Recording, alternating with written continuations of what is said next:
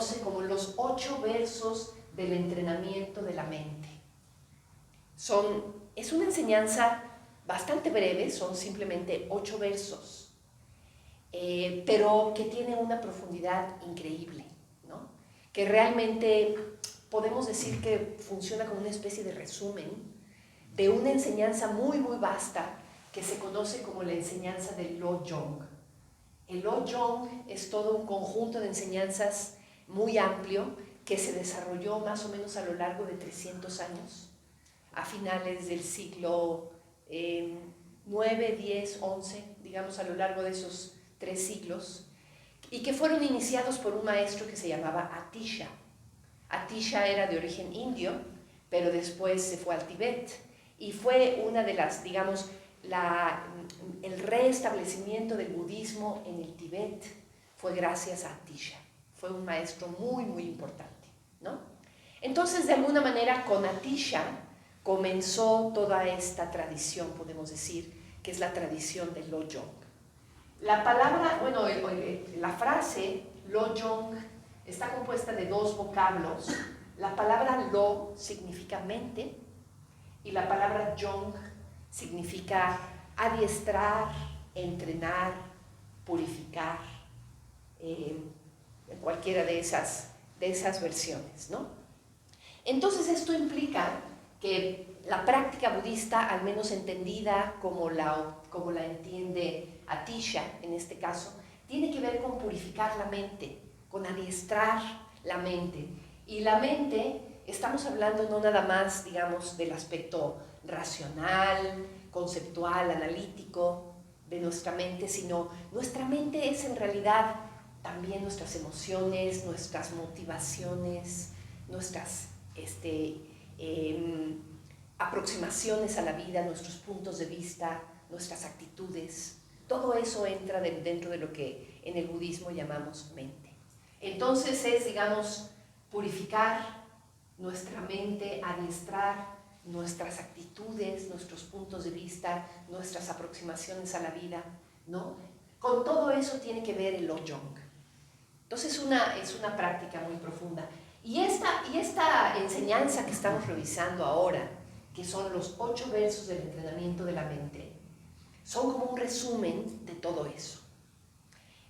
Los 8 versos del entrenamiento de la mente los propuso un maestro tibetano que se llamó Langri Tangpa. Langri Tangpa vivió entre el 1054 y el 1123 en el Tíbet, ¿no? Fue casi contemporáneo de Atisha, este maestro tan importante del que les hablaba, ¿no? De hecho, el año en el que nació Langri Tangpa fue justamente el año en el que murió Atisha. Entonces, casi se cruzaron ahí en la vida, ¿no? Y Langri Tangpa de alguna manera heredó todas estas enseñanzas muy importantes de Atisha y las plasmó en estos versos, que son un conjunto de 8 pequeñas estrofas, podríamos decir, ¿no? Ahorita no vamos a ver las 8, sino que vamos a ver una de ellas. En cada una de estas sesiones de los jueves estamos analizando una de las estrofas, ¿sí? Pero antes de que nos metamos a analizar la estrofa del día de hoy, les quiero decir que en realidad todas estas prácticas del Lojong, toda esta época de desarrollo del budismo que se dio en este entonces, es una escuela o un énfasis en el budismo que se conoce como el budismo Mahayana. El budismo Mahayana se caracteriza porque el practicante budista ideal, o podríamos decir, digamos, como el héroe de la práctica budista, se conoce como el bodhisattva. Es la práctica del bodhisattva.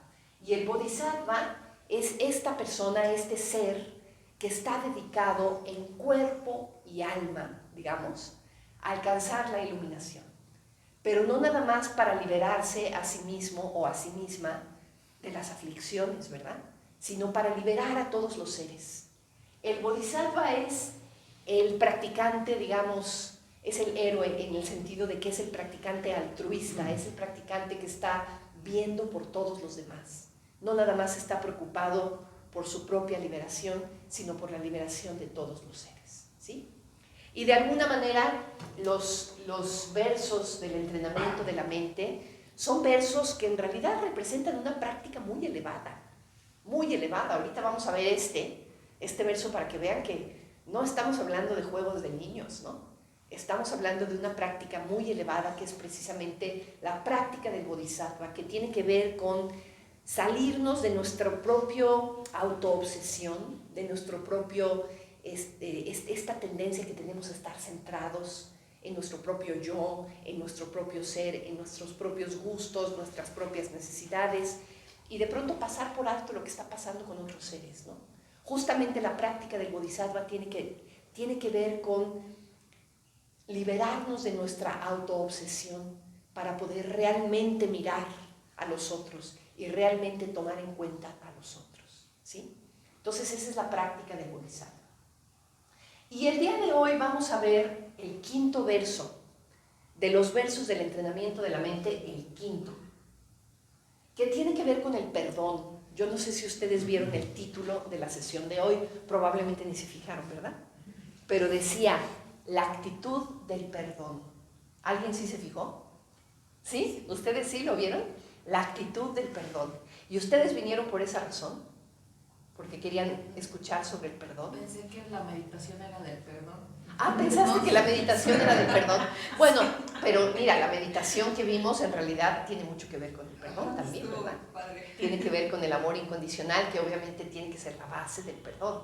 Sin amor incondicional, o sin un cierto nivel de calidez, ¿verdad?, hacia la otra persona, no hay perdón posible, ¿no? Entonces necesitamos eso. Entonces, sí, lo que tiene que ver con el perdón es la charla, no tanto la meditación, pero mira qué bueno que te quedaste a la charla, así vas a escuchar sobre el perdón. Sí. ¿Y tú viniste por el tema del perdón también? Me invitó, es mi amiga. Ah, vinieron juntas. Entonces, sí, confío mucho en ella y dije, algo bueno va a Algo bueno va a salir de aquí. Muy bien, muy bien. ¿Alguien más sí había visto que la sesión tenía que ver con el perdón? ¿Tú, Silvia? ¿Sí? ¿Y te llamó la atención por esa razón? Pues sí, me llama, es que todas me llaman la atención. Pues el perdón, ¿verdad? Vamos a leer el verso y después les quiero hacer una pregunta que tiene que ver precisamente con el tema del perdón. El verso, el quinto verso, dice: siempre que alguien por envidia me haga mal, atacándome o despreciándome, tomaré la derrota sobre mí y daré la victoria a los demás. ¿Qué les parece? Siempre que alguien me ataque por envidia, le daré la victoria y yo tomaré la derrota.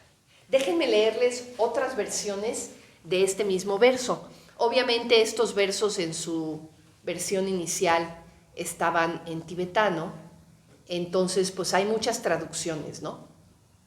Aquí me encontré con una segunda traducción que es muy similar, pero nada más para agarrarle como el saborcito, ¿verdad? Dice: cuando alguien por envidia me dañe, insultándome o haciéndome algo similar, que acepte yo la derrota y ofrezca la victoria. Y la tercera traducción que dice: cuando por envidia me traten injustamente, con regaños, insultos y demás, que pueda yo aceptar la derrota y ofrecer la victoria a los demás. Entonces, si se fijan, en todos los casos aparece el tema de la envidia, ¿verdad? En todos los casos también aparece esta idea de que hay otra persona que tiene envidia de nosotros y que por esa razón nos hace daño. Nos insulta, nos grita, nos regaña, nos trata injustamente, como quiera que le llamen, pero nos hace daño por envidia, ¿no? Y después, la parte que representa un verdadero reto, y ahí es donde entra el tema del perdón, ¿verdad? Es en este asunto de tomar la derrota y dar la victoria. Aparecen estos dos verbos, tomar y dar, en todas las versiones. Tomar la derrota, dar la victoria. Aceptar la derrota, ofrecer la victoria, ¿no? Esos son los verbos que aparecen. Entonces, aparentemente, la derrota es algo que se puede tomar y la victoria es algo que se puede dar, ¿no? Eso es interesante en sí mismo, ¿no? Pero bueno, ahí está el saborcito del verso en general. Antes de entrar a analizarlo un poquito más en detalle, me gustaría preguntarles, o tal vez ya sé lo que les quiero proponer, que se junten de a dos en dos y que se compartan. Si les cuesta trabajo perdonar, ¿en qué situaciones les cuesta más trabajo perdonar? Digo, ya sé que a todos nos cuesta trabajo perdonar, ¿verdad? Pero ¿en qué situaciones encuentran más difícil perdonar? Lo primero que se les venga a la mente, ¿sí?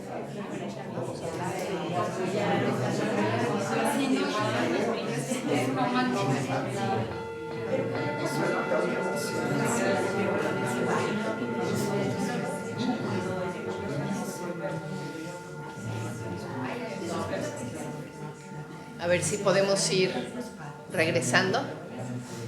Fue un compartir muy breve, ¿verdad? Muy breve. Pero sí, la idea era casi que lo primero que les brincara en la mente, eso, ¿verdad? Compartirlo. Es un tema muy vasto, ¿no? Es un tema muy profundo y obviamente en 3 minutos seguramente pudimos compartir muy poco. Pero, no sé, tal vez un par de personas que nos cuenten algo, que aprendieron con esta pequeña conversación, que aprendieron de sí mismos, porque muchas veces al hablar es cuando uno entiende un poquito más, ¿verdad? De uno mismo, una misma. ¿Qué aprendieron sobre el perdón o sobre la dificultad de perdonar? ¿Quién quiere comentar algo? ¿Sí, Sergio? Hoy escuché un comentario, bueno, está muy de moda la guerra entre Israel y los palestinos. Y hace algún tiempo hubo un esfuerzo de los Estados Unidos por crear paz en esa zona. Y hicieron algo muy... me pareció interesante porque los sentaron a 2 personas que no se podían ver porque tenían y hablaron acerca de como personas. Ajá. O sea, hablaron de cosas personales y al final cuando se dieron cuenta que eran el simple hecho de haber compartido cosas de cada uno de la vida, ajá, los acercó. Los acercó y pudieron llegar a un acuerdo. Eso fue hace muy bien, tiempo. Qué interesante ejemplo. Pero fue algo muy interesante que se hizo y cuando tienes esa cercanía puedes tener una mejor comprensión de la otra persona, que es un ser humano. Y puede ser más fácil perdonar, ¿verdad? Ok, gracias, Sergio. Y el perdón es más fácil. Entonces es más fácil cuando hay cercanía, cuando puedes empatizar con la otra persona, cuando de alguna manera la puedes ver, puedes conectar con ella, ¿verdad? Sí, gracias, Sergio. Muy buen punto. ¿Algo más, brevemente?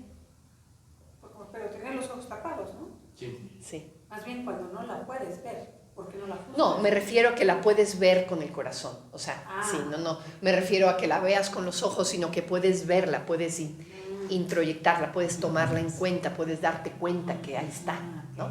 Exacto, sí, a eso me refería. ¿Sí? ¿Quieres compartirnos algo? Ajá, sí, creo que coincidí con Amelia, ajá, que cuando uno está molesto es más difícil perdonar. Justo cuando uno está molesto es difícil perdonar, ¿ok? Bueno, pero generalmente uno necesita perdonar justo cuando uno está ofendido, ¿verdad?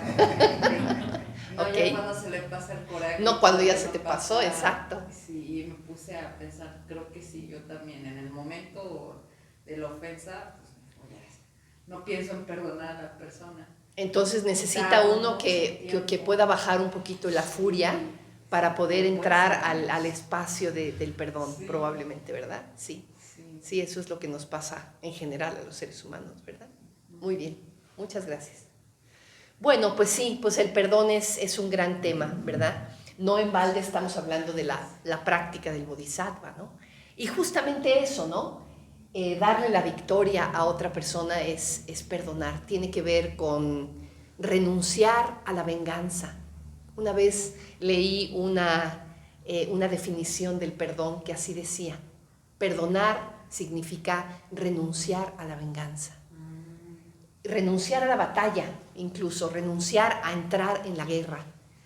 Y renunciar a entrar en la guerra, de acuerdo a este verso, puede decir es rendirte antes de que empiece la guerra, ¿no?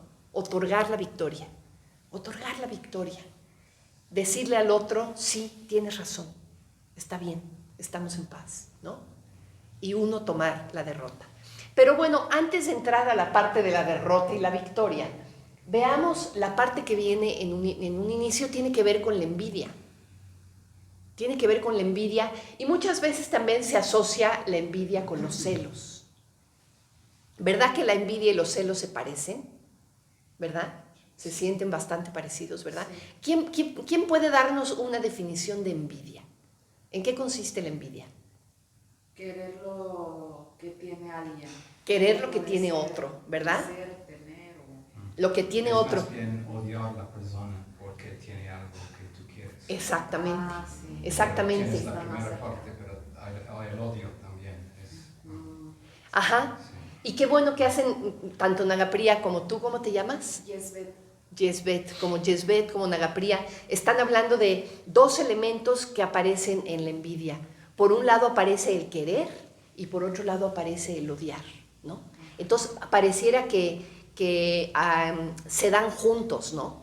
Esa avidez de algo que tú quieres, pero a la vez estás odiando a la otra persona porque lo tiene.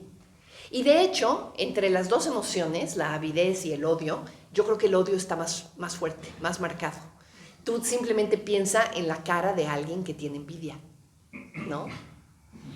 Es una cara en donde está quizá mucho más presente el odio, ¿verdad? La aversión, el rechazo de la otra persona.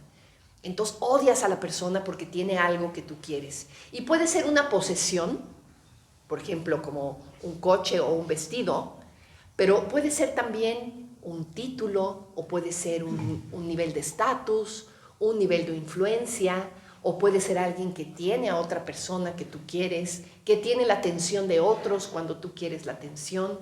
O sea, puede asociarse a muchos aspectos de la vida, no nada más a posesiones estrictamente hablando, ¿no? Entonces, esa es la envidia. Aquí tengo una definición que se parece mucho a la que nos diste. Respuesta emocional de tristeza o de enojo que experimenta una persona que desearía tener algo que otra persona posee. ¿Y los celos? ¿Cómo son los celos? ¿Cómo podríamos definir los celos? ¿Cuál es la emoción central en los celos? Todo el mundo ha sentido celos, ¿verdad? Miedo. Miedo, ¿verdad? ¿Miedo de qué? Inseguridad y miedo son casi sinónimos, ¿verdad? Miedo, inseguridad de perder, ¿qué decías? Marlene. Perder una relación, una persona, algo. Perder una persona.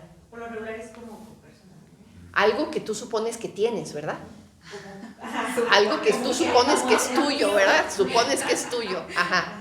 Miedo a perder algo que supones que es tuyo, que te pertenece, ¿verdad? Entonces hay primero un sentido de posesividad que tiene que ver con una avidez, con un deseo nuevamente, pero es ese deseo que se está viendo amenazado, ¿no?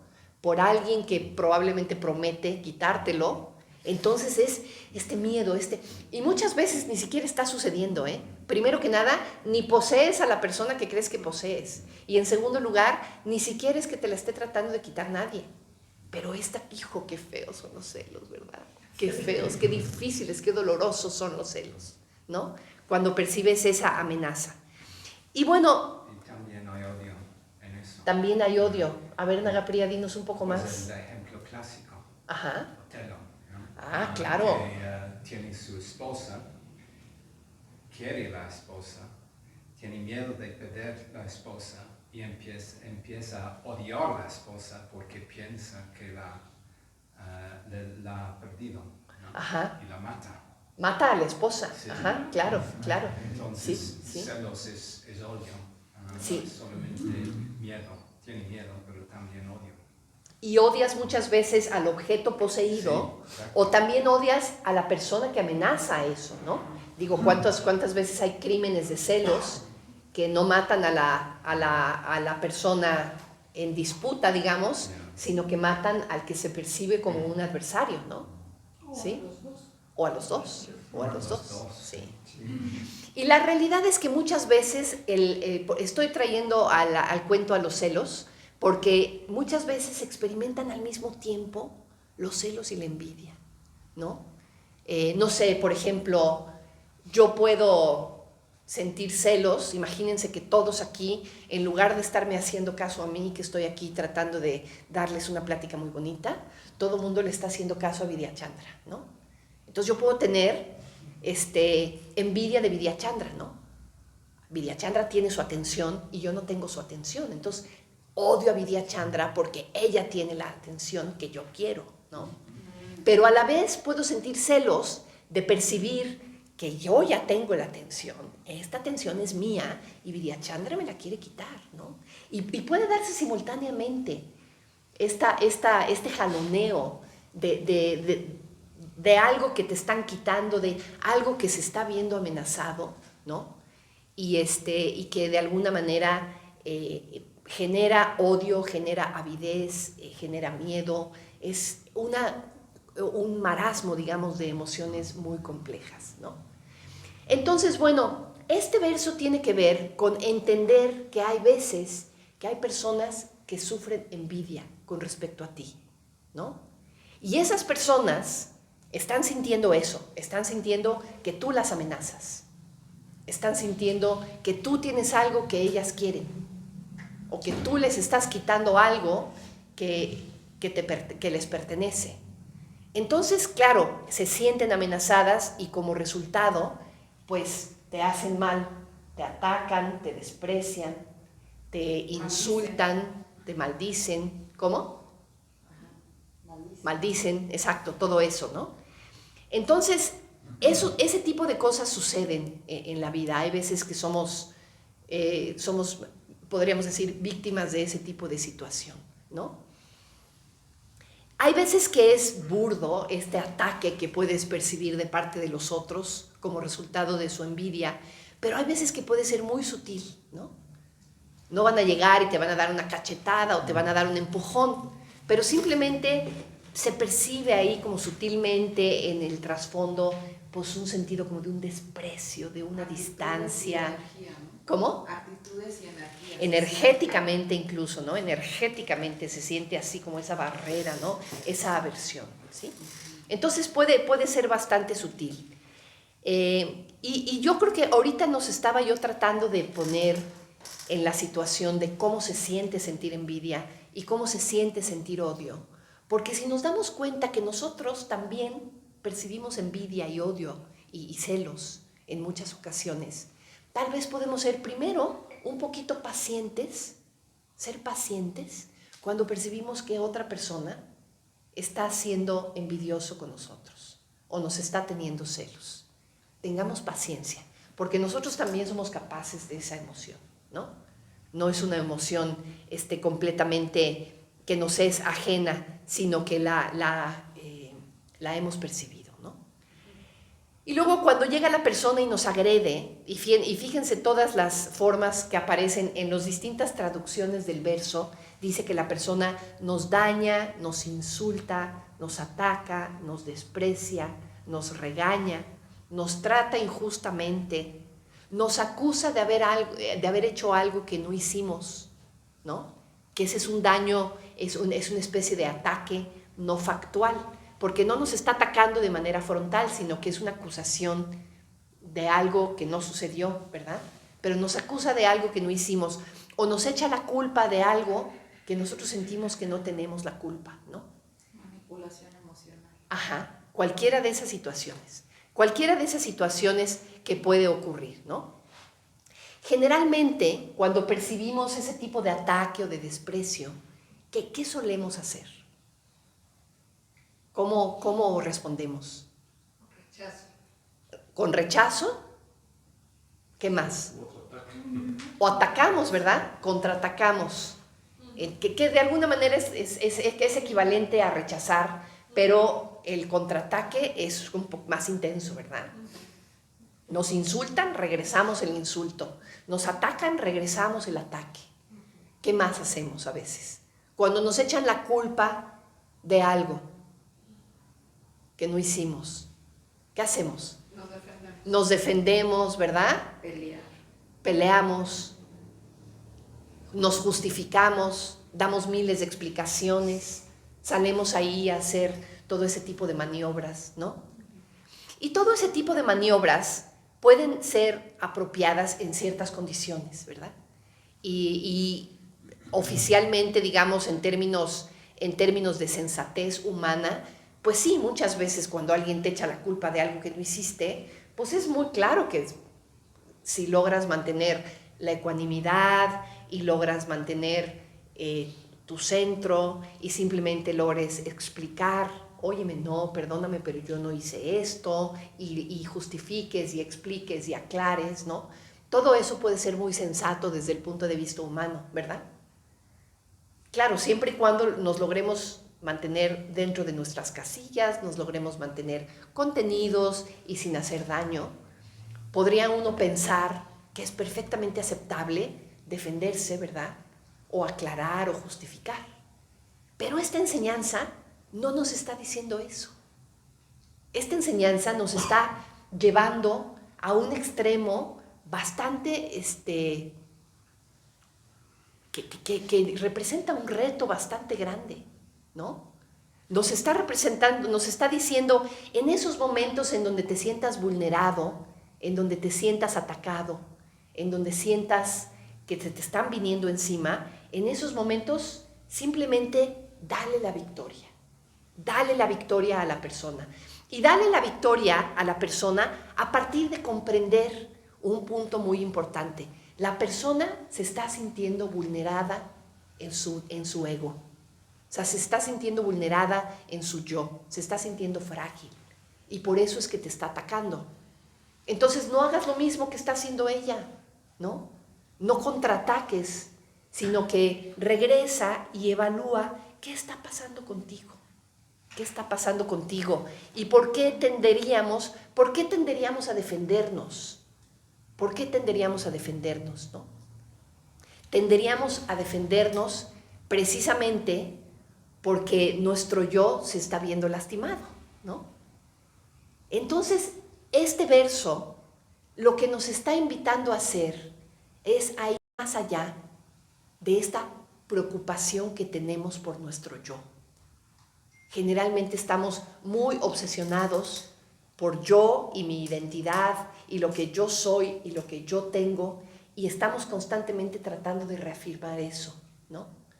¿O no? ¿Reconocen eso? ¿Verdad? Entonces, ¿qué tal que en lugar de atacar a la otra persona, tratamos de desarmar ese hábito de estar sobre identificados con esa persona que creemos que somos, con esa persona que pensamos que hay que defender, y simplemente bajamos las armas, ¿sí? Y no se trata de hacer esto así como que, ay, ok, me aguanto, y siempre que me ofendan doy la victoria y tomo la derrota. Me aguanto y me pongo como víctima y sufro, y doy la victoria y tomo la derrota. No se trata de hacerlo así en automático como receta de cocina, ¿no? A veces es importante que no nos tomemos estos versos demasiado literalmente, sino que reflexionemos hacia dónde apuntan. ¿Y hacia dónde apunta este verso? Apunta hacia el hecho de, voltéate a ver a ti mismo. Cuando te ofendan, cuando te insulten, cuando te maltraten, cuando te acusen injustamente, voltéate a ver a ti misma y evalúa qué está pasando aquí adentro, qué se está moviendo. ¿Y qué se está moviendo? Generalmente lo que se está moviendo es algo egoico, algo que tiene que ver con defender mi propia identidad, ¿no? Y lo que nos está invitando a hacer este verso es precisamente a desarmar esa respuesta. esto que tiene que ver con mi propia identidad, que está buscando defenderse y que quiere salir a demostrarle a todo mundo que tiene la razón, eso, suéltalo, suéltalo, porque no le hace bien a nadie, ni a ti ni a nadie más. Entonces, suelta esa tendencia a reafirmar tu ego y por una vez permítele al otro que se sienta reafirmado. Dale ese beneficio, reafírmalo y perdónalo y ofrécele la victoria. Sí, tú ganas, ¿no? Claro, hablar en términos de victoria y derrota parece que hay una guerra, ¿verdad? Parece que estamos hablando de una guerra, pero es que hay veces que cuando estamos en ese tipo de situación, sí percibimos una guerra, ¿no? Entonces, de alguna manera, este verso nos está animando a que soltemos las armas y a que no le entremos a la guerra, que no juguemos el juego de la guerra. Sí, Silvia. Si la otra persona está equivocada y me está atacando, pero está equivocada, ¿cómo le voy a...? O sea, no... Sí, por eso es que no, si nos vamos a casos particulares, puede haber muchos casos que tú me puedes dar en donde es apropiado defenderse, claro que sí, ¿no? En donde incluso es necesario defenderse, sobre todo cuando están involucradas otras personas que pueden verse dañadas, ¿sí? Pero no quiero que nos vayamos como a casos particulares, sino al espíritu general del verso, y que tomes de este verso lo que te sirva en términos de trabajar con tu propia autoobsesión y aflojar esa autoidentidad que a veces nos hace entrar en conflicto de maneras completamente innecesarias.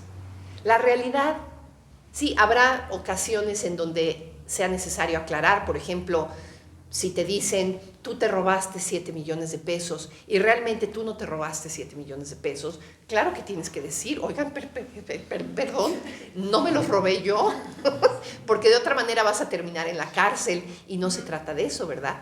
Digo, en ese tipo de situaciones, en situaciones legales importantes, puede ser perfectamente apropiado que te defiendas y que aclares y que justifiques y que expliques, ¿no? Pero hay muchísimas otras ocasiones en las que entramos en guerra, en las que entramos en una defensa a ultranza de nuestra propia imagen que se está viendo vulnerada, cuando realmente lo único que hay es una necesidad egoica de reafirmación.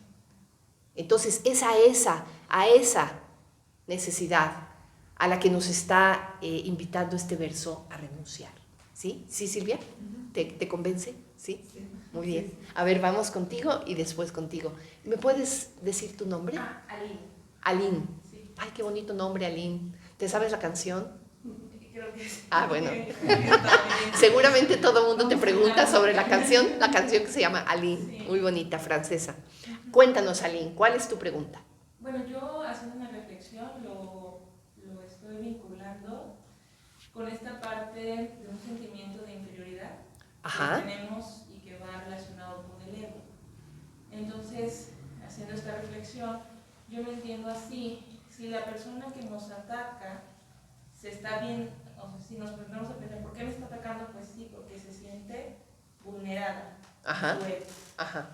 Y ese sentimiento pues, representa o refleja inseguridad, Ajá. representa inferioridad. Ajá. Entonces, si yo respondo de la misma forma, yo estaría como siendo inferior. Uh-huh. Entonces, siento que para allá va, ahorita se me ocurrió, ¿no? O sea, por el hecho de ofrecer la victoria no es que yo me tire al piso y pasen sobre mí, ¿no? O sea, el hecho de ofrecer la victoria es decir, yo no me voy a lastimar, o sea, como que ser yo más fuerte, pero no desde el ego, Ajá. no desde esa batalla, Ajá. desde ese sentido de conquista, sino de que yo no soy inferior a ti, entonces...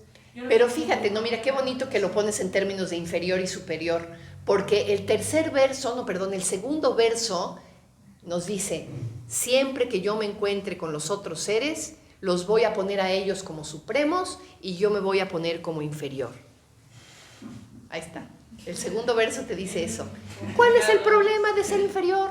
¿Cuál es el problema? Ninguno, ¿no? O sea, ¿verdad? El punto es no sentirse sentirse mal con eso, no sentirse atacado, no Ajá. sentir nuestro ego mal, porque realmente Exacto, el ego no lo necesitamos. exacto. Lo que necesitamos es como un ser, un alma, Exacto. un espíritu fuerte. ¿No? Ajá, ajá. Y darte cuenta que en el momento en el que le ofreces la victoria al otro y que le dices, sí, tienes razón, adelante, sí, ¿no? Ahí está tu espacio, sí, todo lo que necesites, ¿no? Es como permitir que no me haga daño. ¿no? Sí, pero esto no tiene tanto que ver con ponerte a salvo tú, sino justamente darte cuenta que no hay necesidad, no hay nada que defender. Muchas veces estamos entrando en guerra porque nos queremos defender y tenemos esta idea de yo, pero muchas veces lo único que estamos defendiendo es una imagen, es una idea, una identidad que en el fondo no existe. La persona que realmente eres, el ser humano que realmente eres, es ese fenómeno misterioso, inmenso, no está vulnerable a ese tipo de cosas, ¿no? Entonces sí, defender a ese pequeño yo, a esa pequeña autoidentidad, a esa imagen de ti misma. La idea de este verso es darte cuenta que no existe necesidad de defenderla porque no hay nada que defender. No hay nada que defender. Y ahí, como tú bien dices, Aline, hay mucha fortaleza. En poder hacer eso hay mucha fortaleza. No te estás poniendo así como víctima, dejando que te atropellen, ¿no? Estás de alguna manera desde un lugar que está perfectamente a salvo, porque estás perfectamente a salvo. Desde ese lugar que estás perfectamente a salvo, decirle al otro, vas, ¿no? No pasa nada. Entonces sí, hay mucha fortaleza en poder hacer eso, efectivamente. Gracias. Muy bien.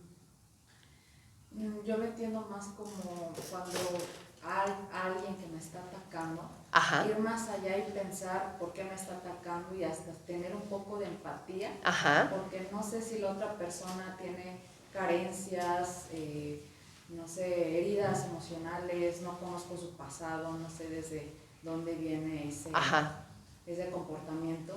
Entonces desde ahí entender que es humano y que no me afecte todo lo que me está diciendo y simplemente yo entiendo así, tomar la derrota y darle a esa persona la victoria. Sí, también por eso ahorita empecé haciéndoles una reflexión sobre lo que es la envidia y lo que son los celos y dándonos cuenta que sí, las otras personas sienten envidia hacia nosotros, pero nosotros también hemos sentido envidia, también sabemos lo que es. También podemos empatizar con el otro y darte cuenta, bueno, pues la persona está sumergida en una emoción torpe, en una emoción dolorosa, le puedo tener paciencia y le puedo tener empatía y también desde esa paciencia y desde esa empatía tener esa actitud, ¿no? Pero bueno, nada más para terminar, les quiero contar un chiste. Le hicieron una entrevista en la televisión a una mujer que cumplió 100 años, ¿no? Ya te sabes este chiste, Claudia, ¿no? Amelia, se los he contado. Una mujer que cumple 100 años y entonces le preguntan, ay señora, qué barbaridad, usted cumplió 100 años, qué impresión, qué longevidad, ¿cómo llegó a esta edad? ¡Qué bárbara! ¿Qué hizo? ¿Qué nos puede usted recomendar? ¿Qué fue lo que usted hizo para llegar a esta edad? Y entonces la señora contesta, pues ¿sabe qué, señor? Yo creo que es porque yo no discuto. Y entonces el entrevistador le dice, ay no, yo creo que no puede ser por eso. ¿Cómo? No, seguramente tiene que ver por su alimentación o por sus hábitos del sueño, por alguna otra cosa, seguramente. Ay, pues no será por eso. Ya, ese es el chiste. O sea, la mujer no discute. Efectivamente no discute, ¿no? Y me recuerda a mí esto de otorgar la victoria, me recuerda muchísimo este chiste, ¿no? En el momento en el que te dicen que no a algo, ay, pues no, ¿será que no ya? ¿No? Qué fácil, ¿no? Qué sabio. Y yo sí me puedo imaginar que alguien pueda ser longeva por esa razón, por no discutir, ¿no? Ay, no quieres, ay, pues no y ya. No y ya, tan fácil, ¿no? Claro, esa es una manera muy caricaturesca de ponerlo, ¿no? Pero ya cuando nos vamos a las relaciones humanas, y a las dificultades emocionales que a veces tenemos, nuestras respuestas emocionales turbulentas y aflictivas y demás. Qué difícil es hacerlo, ¿no? Pero recordemos eso, cada vez que nos veamos enfrentados ante una situación en donde recibamos un golpe aparentemente inmerecido, ¿no? Simplemente, sin poner la otra mejilla, porque de eso hablábamos la semana pasada, ¿no? Justamente de otro verso que tiene que ver más o menos con lo mismo. No se trata de poner la otra mejilla para que te pasen por encima y te hagan pedazos, ¿no? Se trata más que nada de poder